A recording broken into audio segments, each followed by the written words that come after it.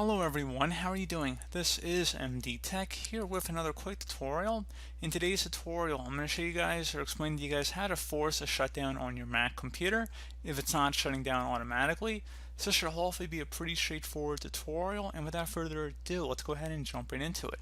So first thing I'd actually recommend trying here would be to hold down the power button on your Mac laptop. On the far upper right corner there should be a power button, how you normally would turn your laptop on or off.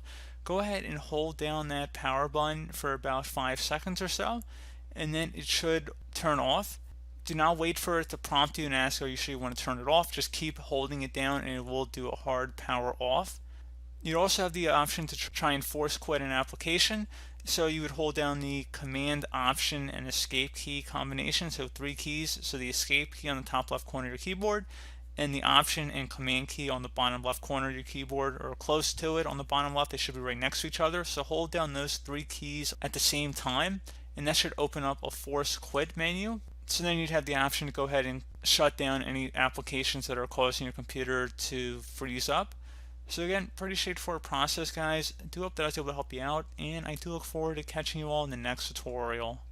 Goodbye.